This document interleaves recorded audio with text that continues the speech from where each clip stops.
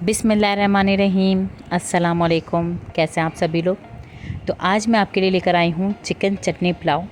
Chicken निकाला तो सोच में आया कि क्या बनाया आज, तो सोचा कि चलो कुछ नया ट्राई करते हैं।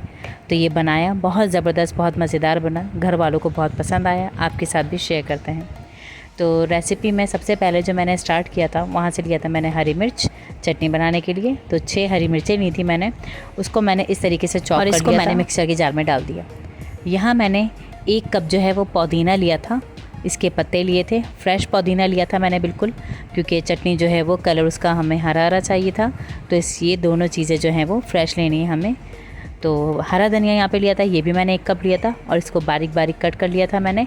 और इसको भी जब मिक्सर के जार में हम डाल देंगे। इसको डालने के बाद अब इसमें हम पानी लेंगे। गाढ़ी चटनी बनानी है, इसलिए पानी हमें कम डालना है। तो यहाँ पानी जो है मैंने 4 टेबल स्पून लिए थे, ये भी इसमें शामिल करके अब इसको मैं पीस लूँगी। यहाँ अब तैयारी करते हैं हम अपने चिकन के मैरिनेशन के लिए। यहाँ 1 कप मैंने दही लिया था, इसको हम इसमें ऐड कर लेंगे। दही जो है वो ताज़ा था, खट्टा नहीं था। यहाँ मैंने 1 चम्मच जो है वो चाय का काली मिर्च ली थी पिसी हुई, और नमक जो है मैंने अपने चावलों के हिसाब का एक साथ ही इसमें ऐड कर लिया था। तो यहाँ मैंने 4.5 चम्मच जो है चाय के नमक मैंने शामिल कर दिए थे। यहाँ जो गरम मसाले होते हैं हमारे पास साबित सारे, वो मैंने ले लिए थे 1.5 टेबल स्पून, ये भी हम इसमें डाल देंगे।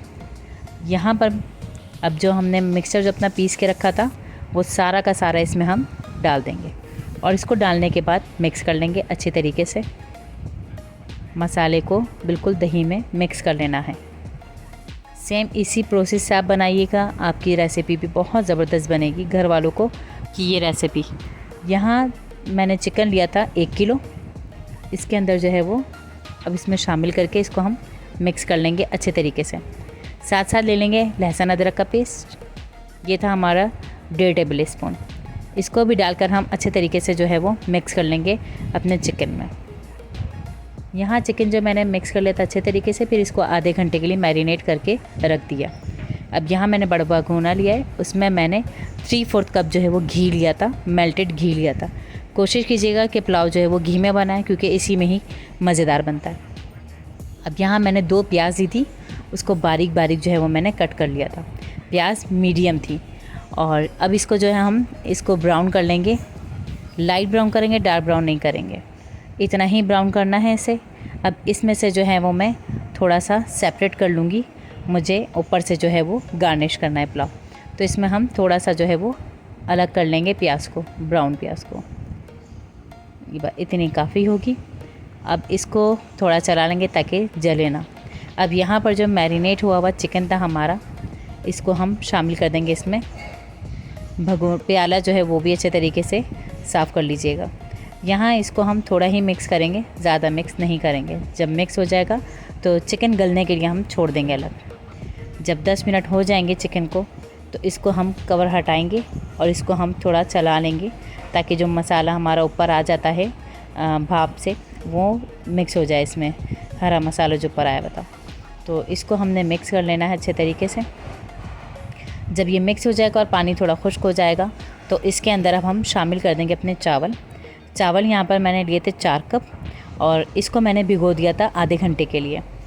यहाँ हम जो चावल सारे इसमें डाल देंगे अच्छे तरीके से साफ़ करके।